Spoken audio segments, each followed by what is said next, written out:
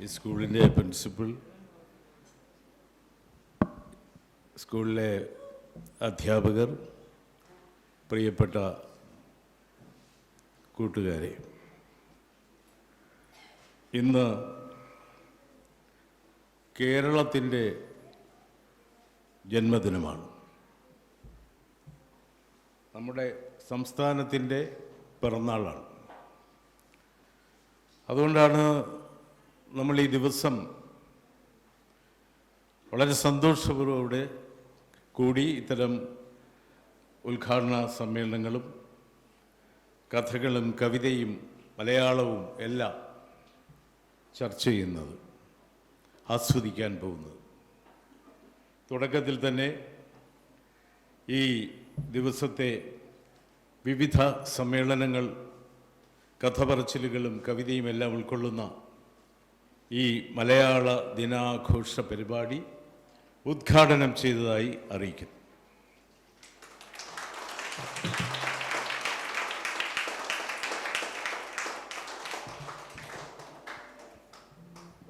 എനിക്കിവിടെ നിന്നുകൊണ്ട് നിങ്ങളെ നോക്കുമ്പോൾ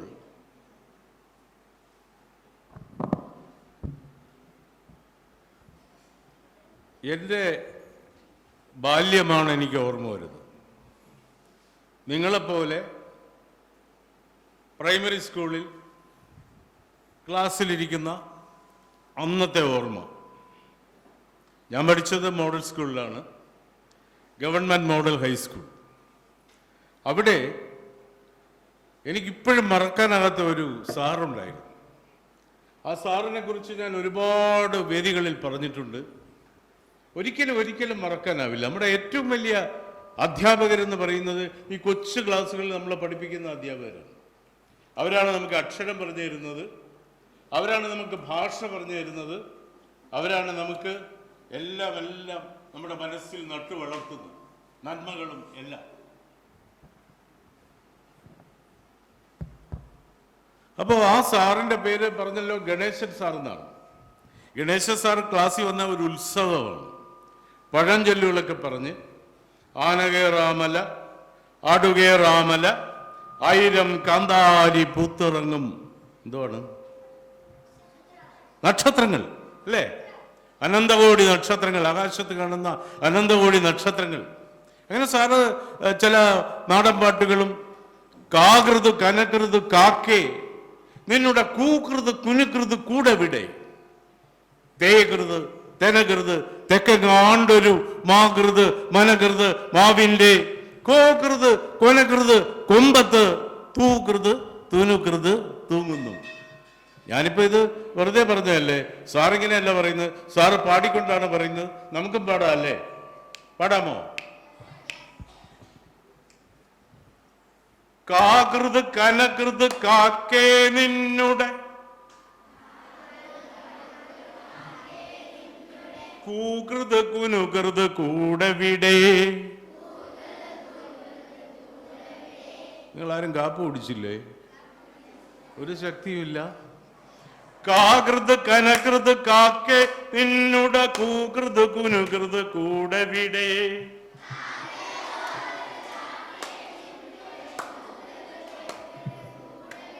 അപ്പൊ കാക്ക എന്താണ് പറഞ്ഞതെന്നോ? തേകൃത് തെനകൃത് തെക്കങ്ങാണ്ടൊരു മാകൃത് മനകൃത് മാവിൻ്റെ, കോകൃത് കൊനകൃത് കൊമ്പത്ത്, തൂകൃത് തുനുകൃത് തൂങ്ങുന്നു. നോക്കണേ, എന്ത് രസമായിട്ടാണ് ആ സാറ് പഠിപ്പിച്ചത്. ഇപ്പോ ഉള്ള ടീച്ചേഴ്സൊക്കെ അതുപോലുള്ള പഠിപ്പിക്കും. കുഞ്ഞുണ്ണി മാസ്റ്റർ കവിതയില്ലേ അല്ലേ? എന്താണ് കുഞ്ഞുണ്ണി മാസ്റ്ററിന്റെ എന്തെല്ലാം കവിതകളുണ്ട്. ഒരു കാറ്റു വന്നപ്പോൾ, ഒരു മാങ്ങ വീണപ്പോൾ, ഒരുപാട് പിള്ളേര് ഓടിച്ചെന്നു, ഉന്തായി തള്ളായി തിക്കായി തീരക്കായി ചക്കര പാമ്പഴം ചപ്പിളി ചളിപ്പിളി.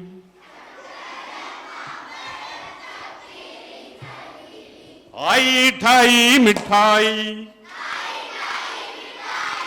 തിന്നപ്പോൾ എന്തിഷ്ടായി, തിന്നു കഴിഞ്ഞപ്പം കഷ്ടായി.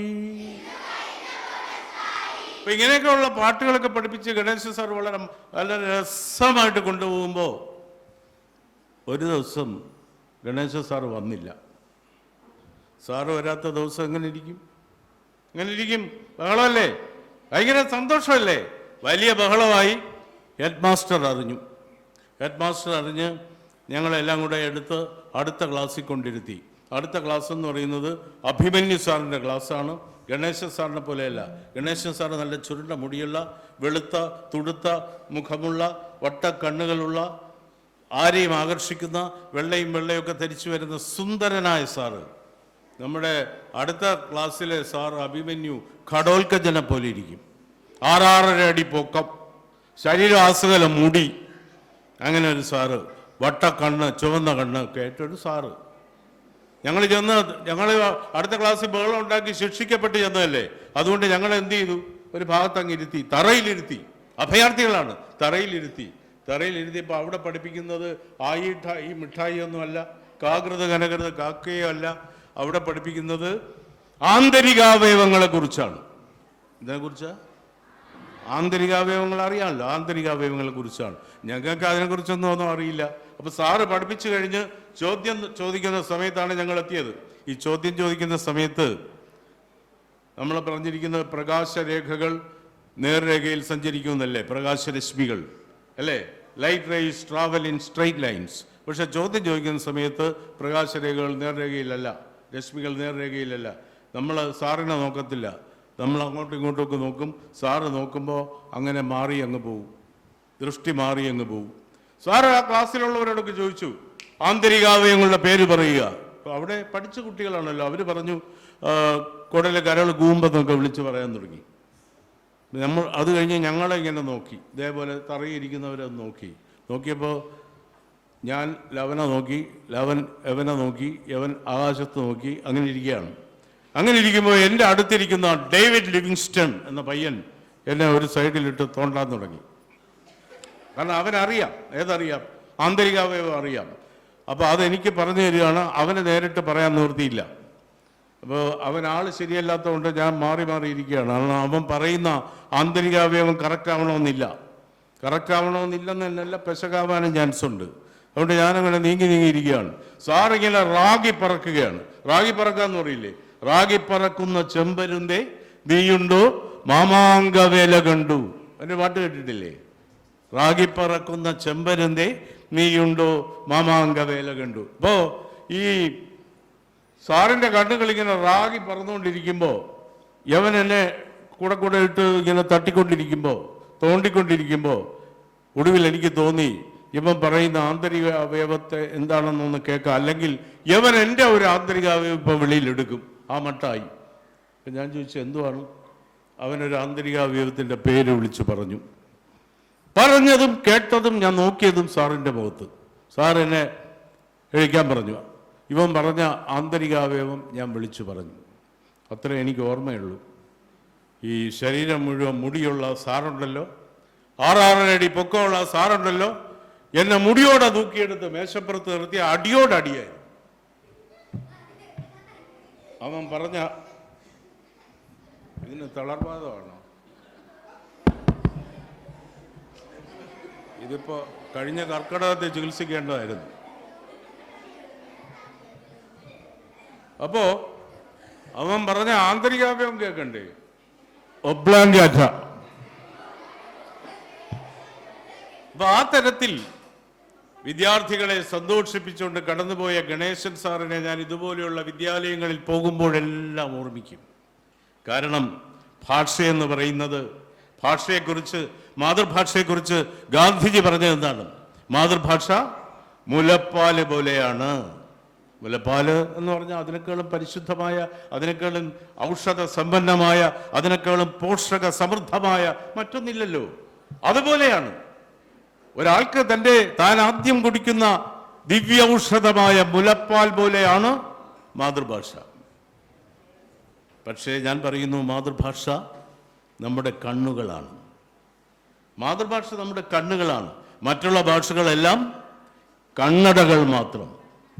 നമ്മുടെ നേരെയുള്ള കണ്ണാണ് മാതൃഭാഷ.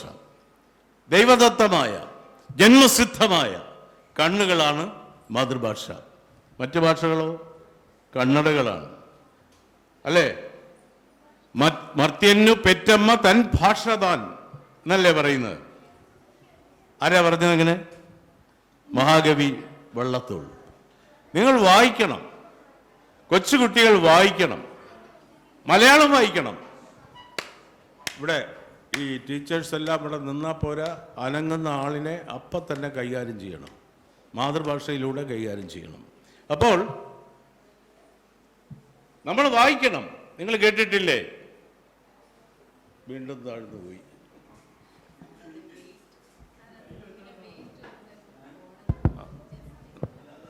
ഇത് ആദ്യത്തെ മൈക്കാണെന്ന് തോന്നുന്നു. ശരി. വലയിൽ വീണ കിളികളാണു നാം. കേട്ടിട്ടില്ലേ? വിൽക്കാൻ വെച്ചിരിക്കുന്ന പക്ഷികൾ എന്ന ഒരു കവിതയാണ്. അനിൽ പനച്ചൂരാൻ, മലയാളത്തിലെ പ്രിയപ്പെട്ട കവി അനിൽ പനച്ചൂരാന്റെ കവിതയാണ്. വലയിൽ വീണ കിളികളാണു നാം, ചിറകൊടിഞ്ഞ കിളികളാണു നാം. എന്തുകൊണ്ടാണ് ഞാനത് പറഞ്ഞത്? നമ്മളെല്ലാം ഇപ്പോൾ ഒരു വലയിലാണ്. വലയെന്ന് പറഞ്ഞാൽ നെറ്റ്, നെറ്റെന്ന് പറഞ്ഞാൽ ഇൻ്റർനെറ്റ്, അല്ലേ? നമ്മളെല്ലാം മൊബൈലിലാണ്, എല്ലാവരും മൊബൈലിലാണ്. മരണ വീട്ടിൽ മൂത്ത മകൻ മൊബൈലിലാണ്, രണ്ടാമത്തെ മകൻ മൊബൈലിലാണ്, അവിടെ കർമ്മം ചെയ്താൽ വന്ന കർമ്മിയും മൊബൈലിലാണ്. അപ്പം നമ്മളത് ശരീരത്തിൻ്റെ അവസ്ഥ എന്തായിരിക്കും? വലയിൽ വീണ കിളികളാണു നാം, ചിറകൊടിഞ്ഞ കിളികളാണു നാം. ആ വലയിലാണ് നമ്മൾ വീണിരിക്കുന്നത്. ആ വലയിൽ വീണാൽ നമുക്ക് ഏതു ചിറകാണ് നഷ്ടപ്പെടുന്നത്? ഭാവനയുടെ ചിറക്, അല്ലേ? ഭാവനയുടെ ചിറക്. നമുക്ക് ഈ പറയുന്ന കാര്യങ്ങളെല്ലാം സങ്കല്പിച്ചെടുക്കുവാനും അത് നമ്മുടെ മനസ്സിൽ സൃഷ്ടിക്കുവാനും ആ ദൃശ്യങ്ങൾ നമ്മുടെ ഭാവനയിലൂടെ കാണുവാനും എല്ലാമുള്ള ആ കഴിവിൻ്റെ ചിറകുകൾ ഒടിഞ്ഞ കിളികളാണു നാം. നമുക്ക് എന്താ വേണ്ടത്? നമ്മൾ വായിക്കണം, അല്ലേ? നമുക്ക് എന്തെല്ലാം വായിക്കാനുണ്ട്? കുമാരനാശാൻ എന്ന് കേട്ടിട്ടില്ലേ? കുമാരനാശാന്റെ വീണപൂവ് കേട്ടിട്ടില്ലേ? വീണപൂവൊക്കെ ഇപ്പൊ വല്ലാത്ത പ്രശ്നത്തിലാണ്. ഹാ പുഷ്പമേ, ഹാ പുഷ്പമേ, അധിക തുങ്ക പദത്തിൽ എത്ര ശോഭിച്ചിരുന്നു ഇതൊരു രാജ്ഞി കണക്കയെ. അപ്പൊ ഇതൊക്കെ, ഇത്തരം കവിതകളൊക്കെ നിങ്ങൾ ചൊല്ലി പഠിച്ചാൽ നമുക്ക് ഭാഷാശുദ്ധി വരും, അല്ലേ? പണ്ടൊരുത്തനോട് ചോദിച്ചു, രാവിലെ എന്ത് കഴിച്ചെന്ന്. അവൻ പറഞ്ഞു, ഫുട്ടും ഫയറും ഫപ്പടവും ഫഴവും കൂടെ കഴിച്ചു. കാകൃത കനകൃതൊക്കെ പഠിച്ചു വരാത്തോണ്ടാണ്. ഹാ പുഷ്പമേ, അധിക തുങ്ക പദത്തിൽ എത്ര ശോഭിച്ചിരുന്നിതൊരു രാജ്ഞി കണക്കയെ നീ ശ്രീഭൂവിലസ്ഥിര. അസംശയം ഇന്നു നിന്റെ ആ ഭൂതിയെങ്ങ് പുനരെങ്ങു കിടപ്പിതോർത്താൽ. ആലോലവായു ചെറു തൊട്ടിലുമാട്ടി താരാട്ടാലാപമാർന്നു മലരെ ദലമർമരങ്ങൾ. ഇതൊക്കെ ആശാൻ വലിയവർക്ക് വേണ്ടി, മുതിർന്നവർക്ക് വേണ്ടി എഴുതിയതാണ്. കുട്ടികൾക്ക് വേണ്ടി എഴുതിയിട്ടുണ്ട്, നിങ്ങൾക്ക് വേണ്ടി എഴുതിയിട്ടുണ്ട്. ഏത് കൃതിയാണ് ആശാൻ കുട്ടികൾക്ക് വേണ്ടി എഴുതിയത്? ഏത് കൃതിയാണ്? ബാലരാമായണം, അല്ലേ? പണ്ടു കോസല രാജ്യത്തിൽ പേരെഴുന്നൊരയോധ്യയിൽ മന്നവന്മാർ വാണിരുന്നു മനുവിൽ തറവാട്ടുകാർ. എത്ര ലളിതമായിട്ടാണ്, എത്ര ലളിതമായിട്ടാണ് ആശാൻ എഴുതിയത്. നോക്കൂ, ഒന്ന് കൂടെ പാടിയേ. പണ്ടു കോസല രാജ്യത്തിൽ പേരെഴുന്നൊരയോധ്യയിൽ മന്നവന്മാർ വാണിരുന്നു മനുവിൻ തറവാട്ടുകാർ. രാമായണ കഥ മുഴുവൻ കുട്ടികൾക്ക് മനസ്സിലാകുന്ന വിധത്തിൽ അവതരിപ്പിച്ചിരിക്കുകയാണ് ആശാൻ. ഈ വല്ലിയിൽ നിന്നു ചെമ്മേ പൂക്കൾ പോകും നീതാ പറന്നമ്മേ. ഒരു കൊച്ചുകുട്ടി അമ്മയോട് പറയുന്നു, നിങ്ങളുടെ പ്രായത്തിലുള്ള കുട്ടി അല്ലേ, ഈ വല്ലിയിൽ നിന്നു ചെമ്മേ. വീണ്ടും ആ ഉണർവ് പോയി, കഴിച്ചതെല്ലാം ദഹിച്ചെന്ന് തോന്നുന്നു. ഈ വല്ലിയിൽ നിന്നു ചെമ്മേ പൂക്കൾ പോകും നീതാ പറന്നമ്മേ. തെറ്റി നീനക്കുണ്ണി ചൊല്ലാം നൽ നൽ പൂമ്പാറ്റകളാണിവെല്ലാം.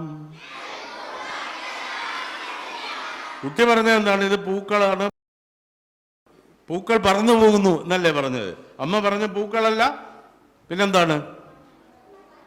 നൽ പൂമ്പാറ്റകളാണിവെല്ലാം. അയ്യോ പോയി കൂടെ കളിപ്പാൻ അമ്മേ വയ്യേ എനിക്കു പറപ്പാൻ.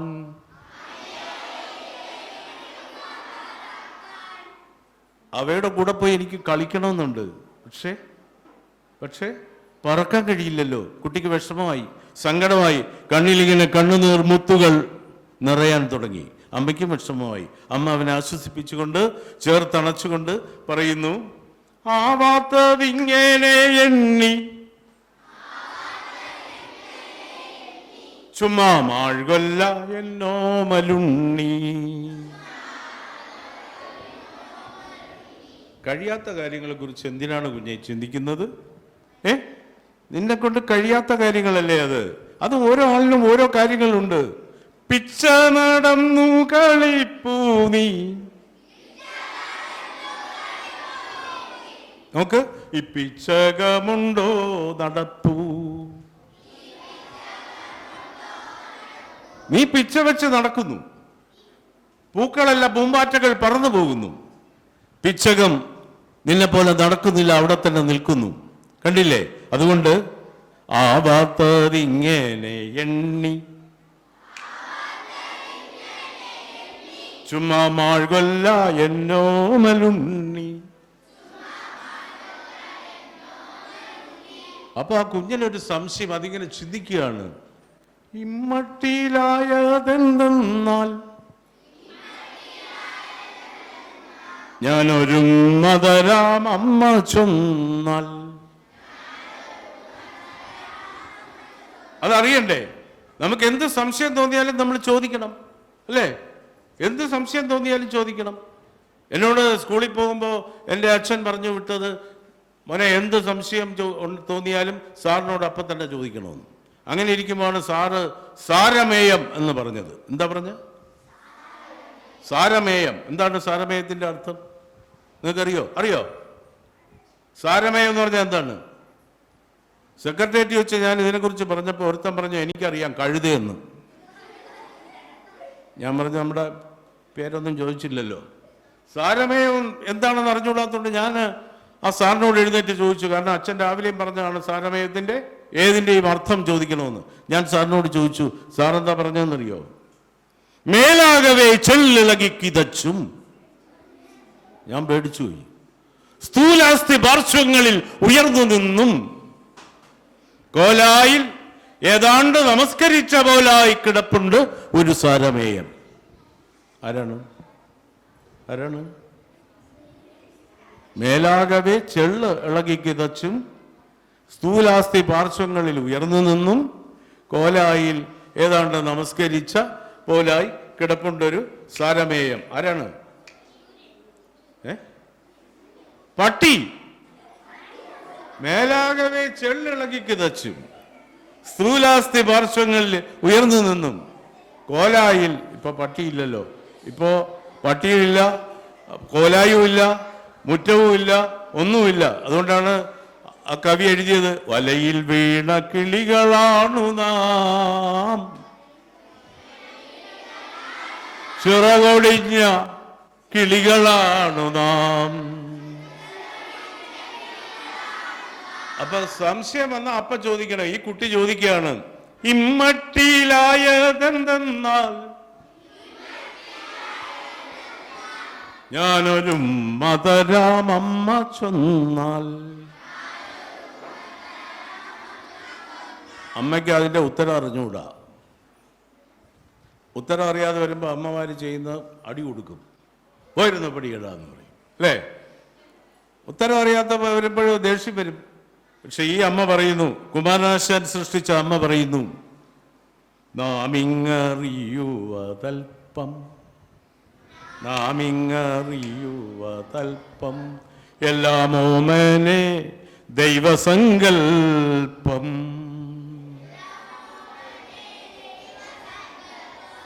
ഈ കവിതയൊക്കെ നിങ്ങൾ പഠിച്ചിട്ടുണ്ടോ? പഠിച്ചിട്ടുണ്ട്. ഉള്ളൂരിനെ വായിച്ചിട്ടുണ്ടോ?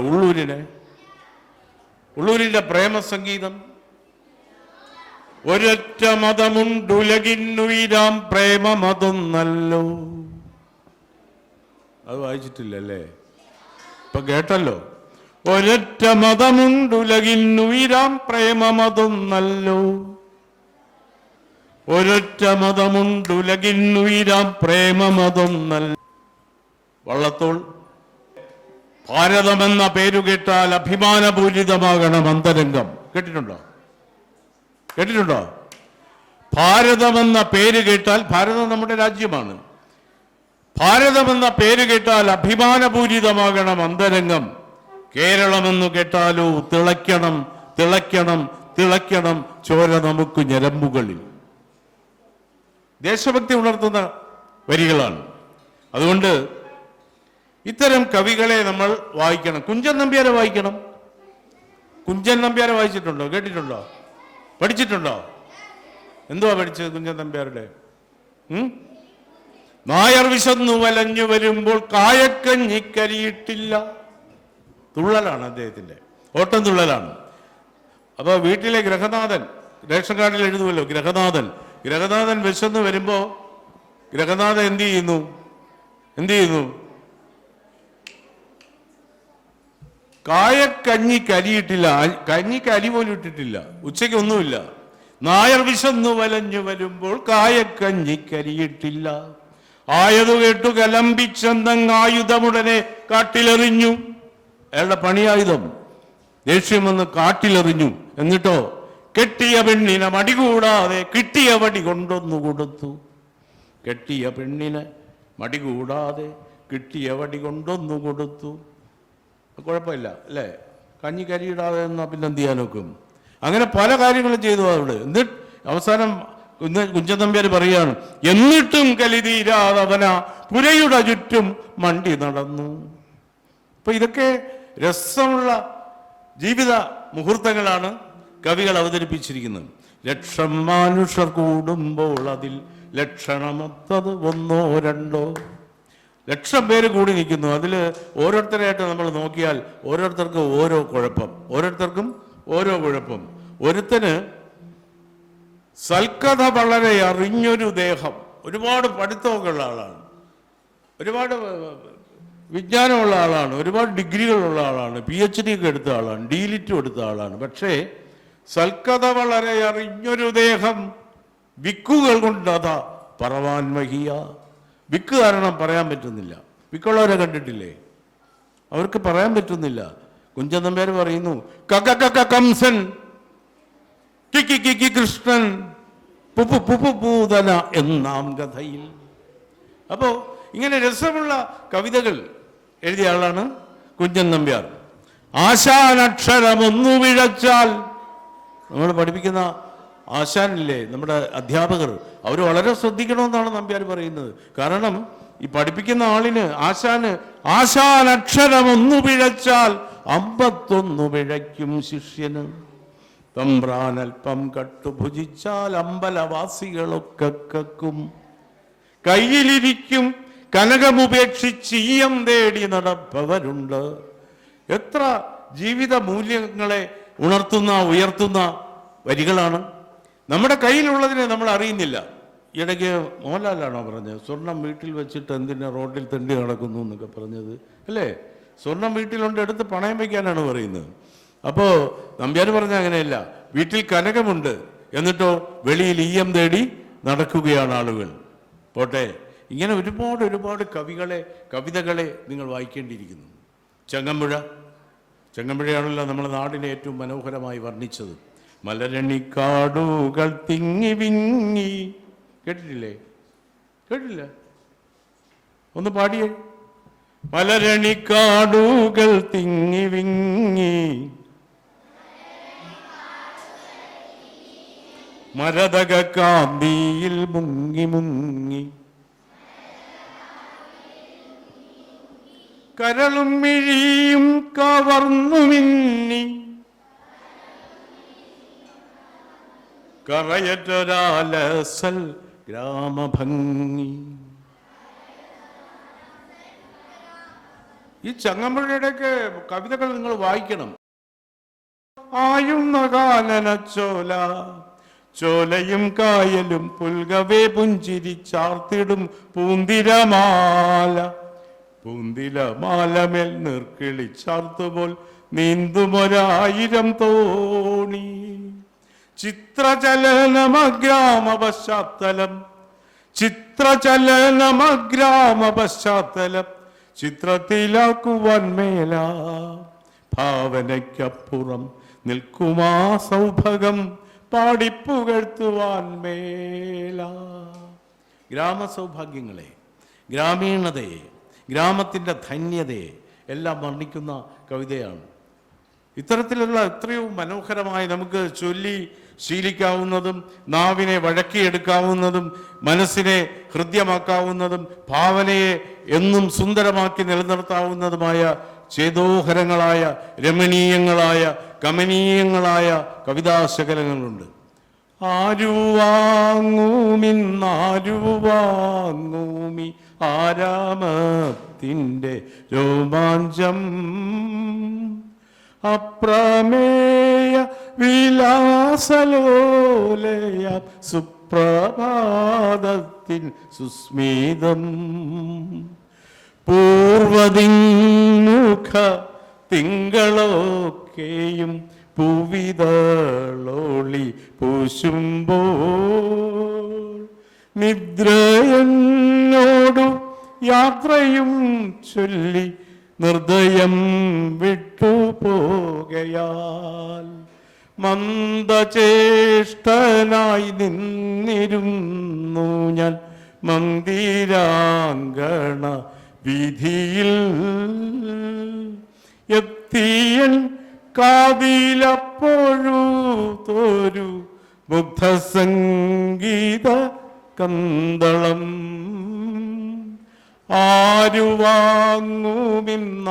ആരുവാങ്ങുമിന്നാരുവാങ്ങും ഈ ആരാമത്തിൻ്റെ രോമാഞ്ചം.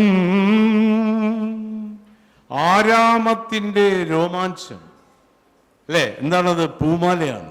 കവിതയുടെ പേരെന്താണ്? ആ പൂമാല. ഈ കവിതയൊക്കെ എടുത്ത് നിങ്ങൾ മുഴുവനും വായിക്കണം, പുതിയ കവികളെയും വായിക്കണം.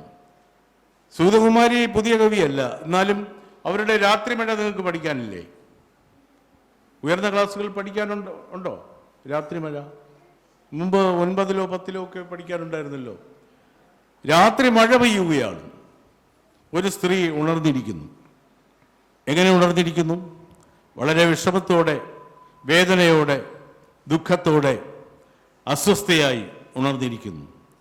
രാത്രി മഴ നിർത്താതെ കേണും ചിരിച്ചും വിതുമ്പിയും ചുമ്മാതെ പെറുപെറുത്തും നീണ്ട മുടിയിട്ടുലച്ചും കുനിഞ്ഞിരിക്കുന്നൊരു യുവതിയാം ഭ്രാന്തിയെപ്പോലെ.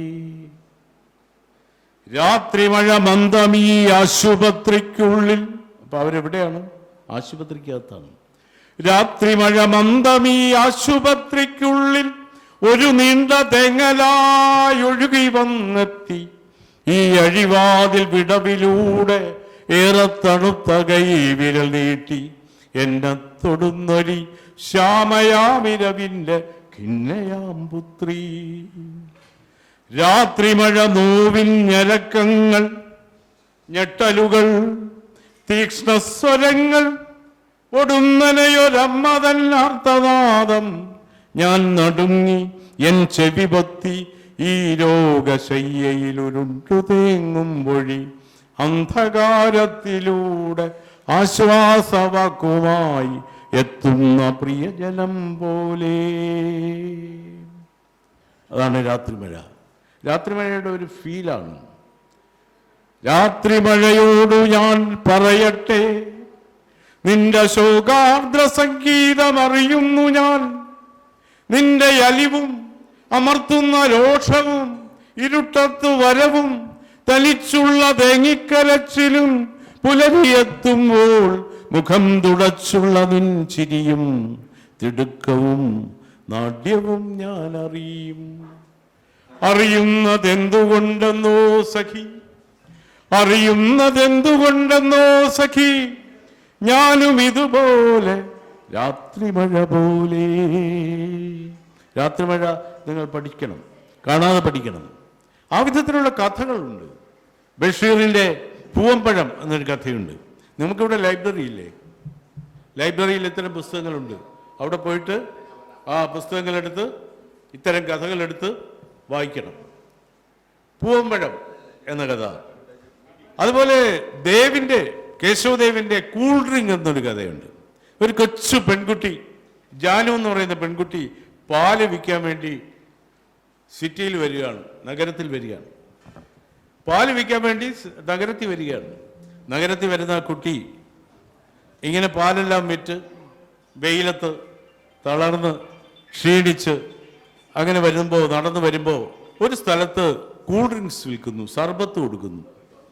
സർബത്ത്, കൂൾ ഡ്രിങ്ക് അത് അയാൾ പ്രിപ്പയർ ചെയ്യുന്നു, ഗ്ലാസ്സിൽ ഒഴിക്കുന്നു, അതിൻ്റെ മറ്റ് പാനീയങ്ങളെല്ലാം ചേർക്കുന്നു, സ്പൂണിട്ട് ഇളക്കുന്നു, നിറച്ച ആളുകൾക്ക് കൊടുക്കുന്നു, ആളുകൾ വാങ്ങി കുടിക്കുന്നു, പൈസ കൊടുക്കുന്നു, പോകുന്നു. ഈ കുട്ടിക്ക് വലിയ വലിയ കൗതുകമായി. അതിന് നല്ലാത്ത ദാഹം, അതിന് ആ കൂൾ ഡ്രിങ്ക് മേടിച്ച് കുടിക്കണമെന്നുണ്ട്. അത് അടുത്ത് ചെന്നും ഇങ്ങനെ നോക്കി നിൽക്കുകയാണ്. അപ്പോൾ കുറച്ച് കഴിഞ്ഞാൽ ചോദിച്ചു, ഈ കൂൾ ഡ്രിങ്കിന് എന്താണ് വില? അയാൾ പറഞ്ഞു 6 അണ. അയാൾക്ക് സമയമില്ല, അയാൾ ഇങ്ങനെ വരുന്നവർക്കെല്ലാം ഒഴിച്ച് കൊടുത്തുകൊണ്ടിരിക്കുകയാണ്. 6 അണയാണെന്ന് പറഞ്ഞു. അവൾ തപ്പി നോക്കി, പാല് വിറ്റതിൽ ആകെ 6 അണയാണ് കിട്ടിയത്. അന്നത്തെ കാലം, അണയുള്ള കാലം, പൈസ അല്ല, അണയാണ്. 6 അണയാണ് ആകെ കിട്ടിയത്. അതെടുത്ത് ഇയാൾക്ക് കൊടുത്ത് കൂൾ ഡ്രിങ്ക് വാങ്ങിച്ച് കുടിച്ചിട്ട് പോയാൽ വീട്ടിൽ ചെന്നാൽ അമ്മ വഴക്ക് പറയും. ആ കുട്ടി മാറി നിന്ന് ഇങ്ങനെ നോക്കുകയാണ്, മാറി നിന്ന് നോക്കുന്നു. അതിന് കൂൾ ഡ്രിങ്ക് കുടിക്കണമെന്നുണ്ട്. ഒരുപാട് പേര് വന്ന് വീണ്ടും വീണ്ടും വാങ്ങിച്ച് കുടിക്കുന്നു. അവസാനം അത് ചോദിച്ചു, ഞാനൊരു 4 അണ തരാം, എനിക്കൊരു ഫുൾ കൂൾ ഡ്രിങ്ക് തരാമോ? അയാൾ പറഞ്ഞു 4 അണയ്ക്ക് പകുതി കൂൾ ഡ്രിങ്ക് തരും, അത്രയേ ഉള്ളൂ. വീണ്ടും അയാൾ വേറെ ആൾക്ക് ഒഴിച്ചു കൊടുക്കുന്നു. അവസാനം അവൾ പറഞ്ഞു, എനിക്ക് ഫുൾ കൂൾ ഡ്രിങ്ക് വേണം, ഞാൻ പൈസ മൊത്തം തരാം. ഫുൾ കൂൾ ഡ്രിങ്ക് അവൾക്ക് ഒഴിച്ചു കൊടുത്തു. അവൾ 6 അണ വെച്ചു കൊടുത്തു. അയാൾ 6 അണ വാങ്ങിച്ച് പെട്ടിയിലിട്ടു. പക്ഷെ അയാൾ ശ്രദ്ധിക്കുന്നുണ്ട്, ഈ കുട്ടിയെ ശ്രദ്ധിക്കുന്നുണ്ട്, ജാനുവിനെ ശ്രദ്ധിക്കുന്നുണ്ട്. ഇതെല്ലാം ഒഴിച്ചു കൊടുക്കുമ്പോൾ അവളുടെ മുഖത്ത് വിരിയുന്ന വിഷാദത്തിൻ്റെ ആ കണികകളെ അയാൾ ശ്രദ്ധിക്കുന്നുണ്ട്. അവൾ 6 അണ കൊടുത്തു, അയാൾ വാങ്ങിച്ച് പെട്ടിയിലിട്ടു. പക്ഷേ അവൾ മാറി നിന്ന് കരയാൻ തുടങ്ങി. വീട്ടിൽ ചെന്നാൽ അമ്മ പൈസ ചോദിച്ചാൽ കൂൾ ഡ്രിങ്ക് വാങ്ങിച്ച് കുടിച്ചെന്ന് പറഞ്ഞാൽ മതിയോ? പെട്ടെന്ന് അയാൾ തിരിച്ച് ആ 6 അണ കൊടുക്കുകയാണ്. നാളെ ഫുൾ പൈസ കൊണ്ടുവരണം കേട്ടോ, ഇന്നത്തേക്ക് പൈസ തരണ്ട. അവൾ പോയി. അങ്ങനെ ദിവസവും അവൾ അവിടെ ചെല്ലും, പൈസ കൊടുക്കും. പക്ഷെ അയാൾ വാങ്ങില്ല. പിന്നെ അവൾ വന്നു കഴിഞ്ഞാൽ അവൾക്ക് ഫ്രീ ആയിട്ടൊരു കൂൾ ഡ്രിങ്ക് അയാൾ അടിച്ചു കൊടുക്കും. അഹമ്മദ് എന്നാണ് കടക്കാരൻ്റെ പേര്. അവളൊരു ദിവസം വീട്ടിൽ നിന്ന് ഒരു പൊതി കൊണ്ടുവന്നു. എന്താ ഇത്? നല്ല വരിക്കച്ചക്കയുടെ ഇതളുകളാണ്, ഞാൻ എടുത്തെടുത്തതാണ്. അയാളത് വാങ്ങിച്ചു, അയാളത് കഴിച്ചു. ആ സമയം അവൾ ആ കടയിൽ ചെറിയ ജോലികളൊക്കെ ചെയ്യുന്നു, അവിടെ എല്ലാം ഒതുക്കി വയ്ക്കുന്നു, വെള്ളം എടുത്തുകൊണ്ട് കൊടുക്കുന്നു. അങ്ങനെ ആ ബന്ധം തുടരുകയാണ്. തുടർന്ന് പോകുമ്പോൾ ഒരു ദിവസം അയാൾ പറഞ്ഞു, മോളെ ഞാൻ നാളെ പോകും, വേനൽക്കാലം മാറി, ഇനി മഴക്കാലം വരികയില്ലേ, എനിക്ക് നാട്ടിൽ ഇച്ചിരി കൃഷിയൊക്കെ ഉണ്ട്, അപ്പം ഞാനിനി അടുത്ത വേനലിലേ വരത്തുള്ളൂ കേട്ടോ, ഞാൻ നാളെ പോവും. അവൾക്ക് പെട്ടെന്ന് കണ്ണ് നിറഞ്ഞു. അവൾ ചോദിച്ചു, നാളെ എപ്പോൾ പോകും? ഞാൻ രാവിലെ പോകും, അതിരാവിലെ പോകും, ഒരു 8 മണിയോടെ ഇതെല്ലാം ഒതുക്കിയിട്ട് പോകും, ഇന്നും കൂടെ ഉള്ളൂ കച്ചവടം. പിറ്റേന്ന് രാവിലെ അവൾ നോക്കുമ്പോൾ 8 മണിക്ക് അവൾ വന്നിരിക്കുന്നു. അവളുടെ കണ്ണുകൾ സജലങ്ങളാണ്. അയാളെല്ലാം എടുക്കുന്നു, ഒതുക്കുന്നു, അടുത്ത വേറൊരാളെ അതൊക്കെ ഏൽപ്പിക്കുന്നു, പോകാനുള്ള തിരക്കിലാണ്. പോകാൻ നേരത്ത് ആ കുട്ടിയെ അടുത്ത് ചേർത്ത് നിർത്തിയിട്ട് അയാൾ കുറച്ച് ഒരു പിടി നാണയങ്ങൾ അവളുടെ കൈ കൊടുത്തു. ഇരുന്നോട്ടെ. അവൾ തിരിച്ച് അവിടെ തന്നെ ഇട്ടു. എന്നിട്ട് മാറി നിന്നു. അവളൊരു തരത്തിൽ വാങ്ങുന്നില്ല. അയാൾ പോവുകയാണ്. അയാൾ ആ വീഞ്ഞപ്പെട്ടി എടുത്ത് തലയിൽ വെച്ചു. മോളെ എന്നാൽ പോയിട്ട് വരട്ടെ. മുന്നോട്ട് പോകുന്നു, മുന്നോട്ട് നീങ്ങുന്നു. അവൾ അവിടെ തന്നെ നിൽക്കുന്നു, അയാളെ തന്നെ നോക്കിക്കൊണ്ട്. അയാൾ ആ വളവിലെത്തി, വളവിൻ്റെ മറവിലെത്തി.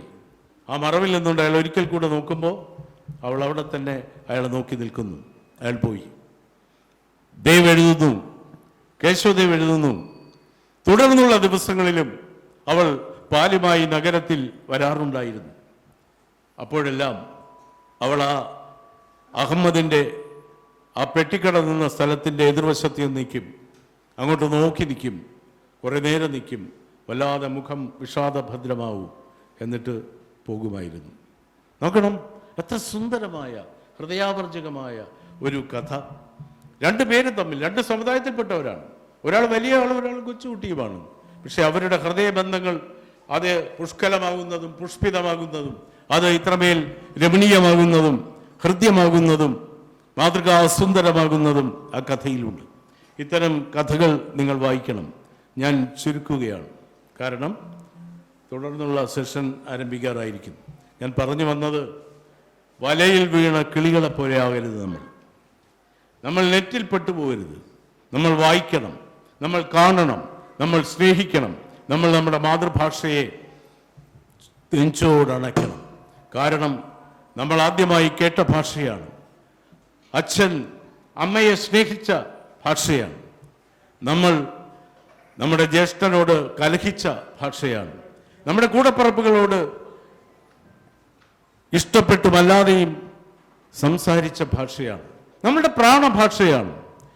ആ ഭാഷയെ സ്നേഹിച്ചുകൊണ്ട്, നെഞ്ചേറ്റിക്കൊണ്ട്, ആ ഭാഷയെ മനസ്സിൽ താലോലിച്ചുകൊണ്ട് ഇനിയുള്ള ദിവസങ്ങളിൽ നിങ്ങളുടെ ലൈബ്രറിയിൽ പോയി മലയാള ഭാഷയിലെ നിത്യനൂതനങ്ങളായ കവിതകളും കഥകളും നോവലുകളും എല്ലാം ഒരു വാശിയോടെ, ആവേശത്തോടെ, വികാരവായ്പോടെ നിങ്ങൾ വായിക്കണം എന്ന് മാത്രം പറഞ്ഞുകൊണ്ട് ഈ നവംബർ 1 കേരളപ്പിറവി ദിനാഘോഷങ്ങൾ ഉദ്ഘാടനം ചെയ്തതായി ഒരിക്കൽ കൂടി അറിയിച്ചുകൊണ്ട് ഞാൻ എൻ്റെ വാക്കുകൾ ചുരുക്കുന്നു. നിങ്ങൾക്ക് എൻ്റെ നമസ്കാരം.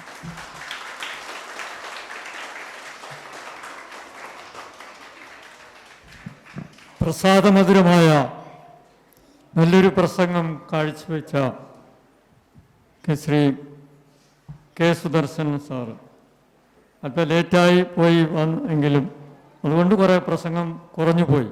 മണിക്കൂറുകളോളം സംസാരിച്ച് നിൽക്കാൻ കഴിവുള്ള ആളുകളിൽ അപൂർവം ചിലരിൽ ഒരാളാണ് കെ സുദർശനൻ. അദ്ദേഹത്തിൻ്റെ പ്രസംഗം തുടങ്ങിയതിന് ശേഷം നിങ്ങൾ കേട്ടുകൊണ്ടിരുന്ന സമയം പോയത് അറിഞ്ഞില്ല. 1 മണിക്കൂർ അദ്ദേഹം സംസാരിക്കുകയുണ്ടായി. അപ്പോൾ ഇത്രയും വാചാലമധുരവും പ്രസാദസുന്ദരവുമായ ഒരു നല്ല പ്രഭാഷണം അവതരിപ്പിച്ച കെ സുദർശനൻ സാറിന് സ്കൂളിൻ്റെ പേരിൽ നന്ദി രേഖപ്പെടുത്തുന്നു.